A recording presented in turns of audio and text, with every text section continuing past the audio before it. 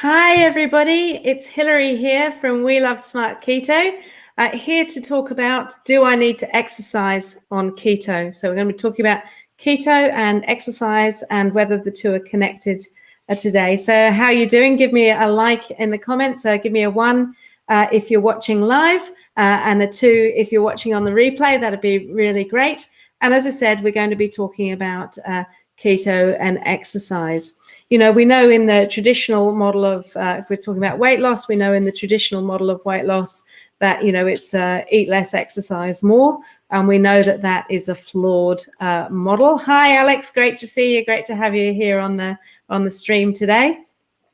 So we're talking about exercise and keto and whether the two go together or not. Certainly a few years ago when I did a weight loss program with a very well-known person here in Australia, you know, she has a program that she talks about weight loss being 80% diet, 20% exercise. And so what I really want to talk about today is whether that's true or not, whether for weight loss, if that's what you're interested in, whether you need to exercise. I'm also going to talk more generally about keto and where exercise can be beneficial. And there's some very specific places in which exercise can be beneficial for keto. So we're going to talk about that. So first of all, in the comments, let me know, you know, what exercise do you do? Do you do, you know, a daily walk? Do you walk the dog around the block? Do you prefer just to, you know, take a short stroll, or do you prefer to sit on the couch? Or, you know, are you a bit of an exercise aficionado, and do you do lots of exercise, you know, weights programs? You know, I'd be really interested to know, do you go to the gym if your gyms are open, you know, or do you have a home gym? What do you do? You know, do you get on your bike? I know we've got some people who are cyclists who like to do a bit of cycling in the group. So let me know in the comments. I'd be really interested to know what kind of activity you do. Are you a dancer? I used to, you know, dance 5 times a week. That was a really big thing for me. And I get my social life in there. I'd get my exercise in there. I'd learn something new. I just loved it. You know, I didn't really do it for any kind of weight loss reason. I just did it because I loved it. And it was so enjoyable. So let me know in the comments what works for you. So let's have a look. We'll have a look in a minute at some of the comments. So we've got here, walk the dog daily. Yes, me too.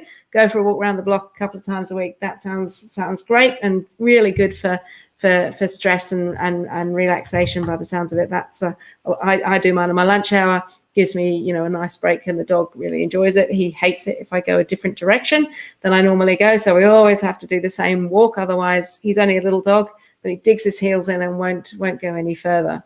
So anyway, let's jump in and talk about keto and exercise. And it really depends on, you know, where you are in your journey with keto. So if you're right at the beginning and your objective is to lose weight, then that's a very different than if you're already at, you know, your goal weight, your ideal body weight, and, you know, you're looking for some enhancements, and you're looking to make it easier to maintain your weight.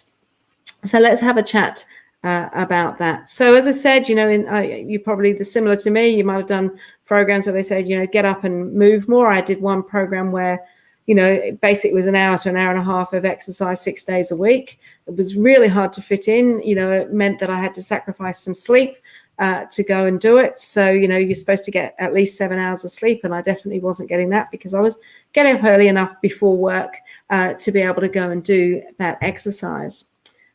Now, controlled studies. So this is experimental studies, gold standard studies, where they get some people to do exercise, other people to do exercise and diet, and other people to just do diet.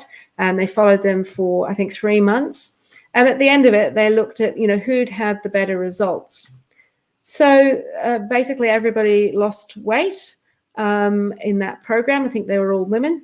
They all lost weight. And the people who did exercise and diet, so they coupled what their keto lifestyle with the diet, they lost very slightly more, a very small amount more.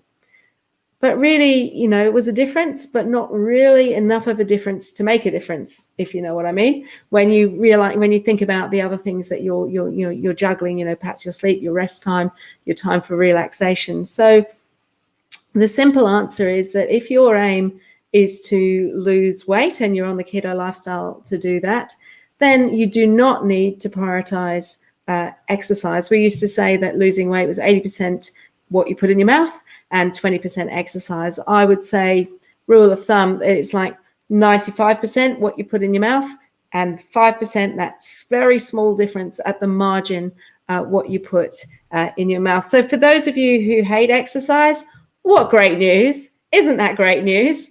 I think, I personally enjoy exercise, but tell me if you think that's good news. If you're a person who really doesn't enjoy exercise, and I know there are people like that, then that's probably good news. So tell me if you're happy with that as an outcome. It's not to say there aren't other really good reasons to be doing exercise, and we'll talk about them in a second. But exercise is a primary way of losing weight. It doesn't really move the needle. Moves the needle very slightly, but better to focus on good nutrition, good rest, keeping your stress levels down. All of those things will make a bigger difference than just exercise on its own added into the program. So I'm sure there's a few people that are happy with that.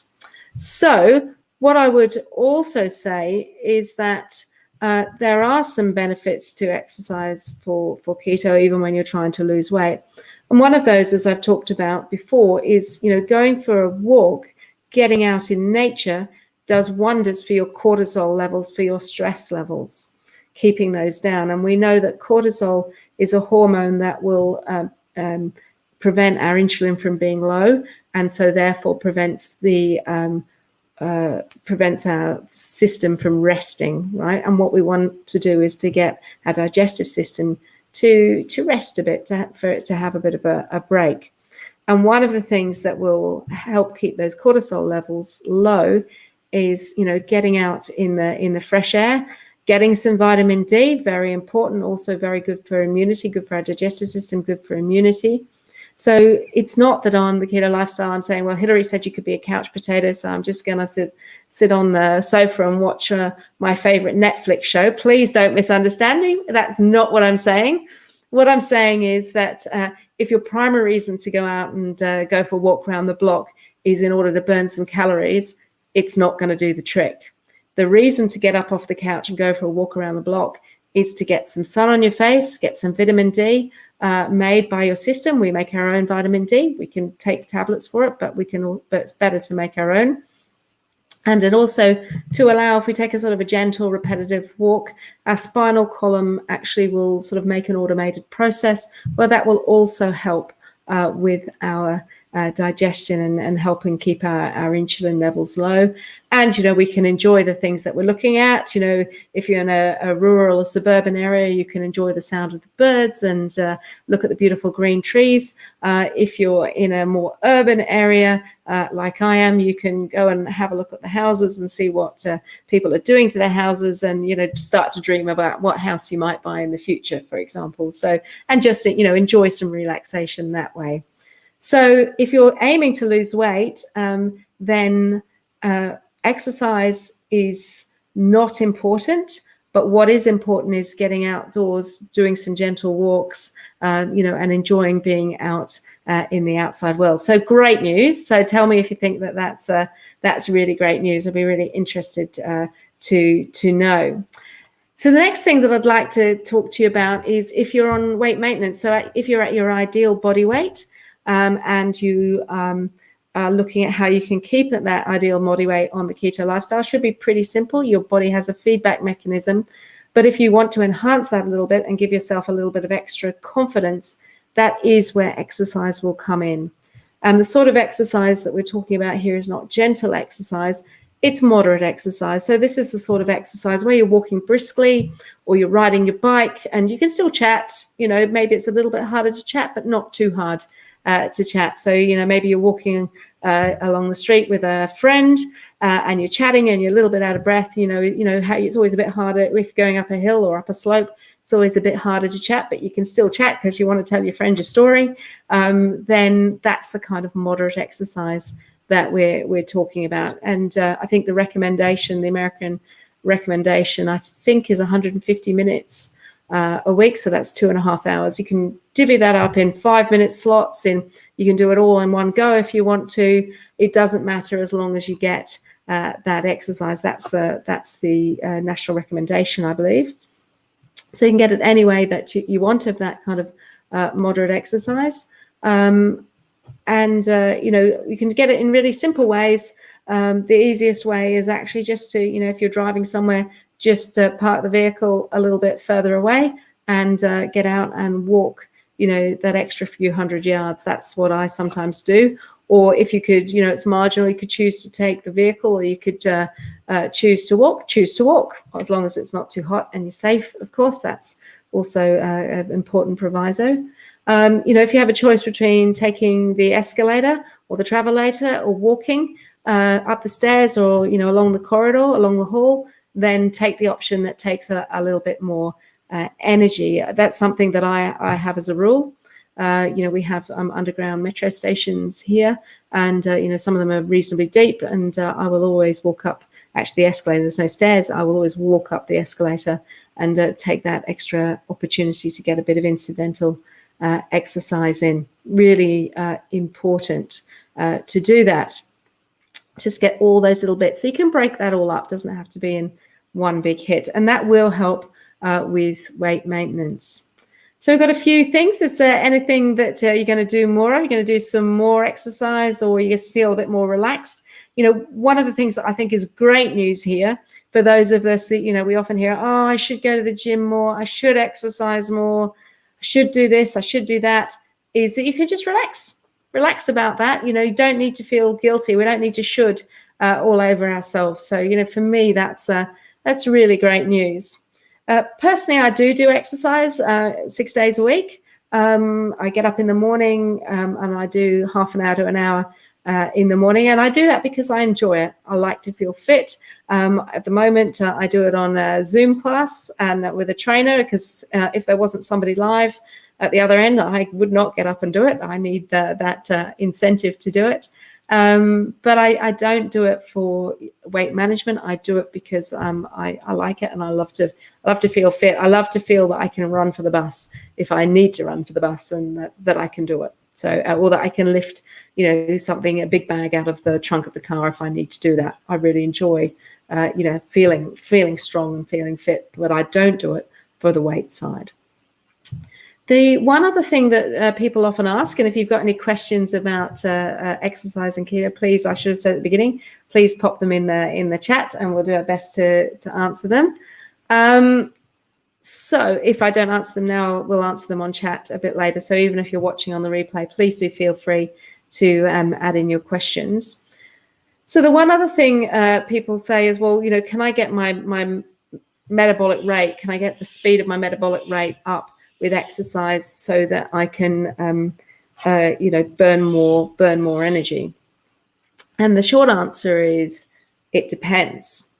So if you want to get your metabolic rate, your resting metabolic rate up, you can do that with exercise, but there's some very specific limitations to that. First of all, gentle exercise won't do it. Moderate exercise won't do it. The only exercise that will do it is vigorous exercise. So high intensity exercise where you get really out of breath, and maybe you do it for a short amount of time.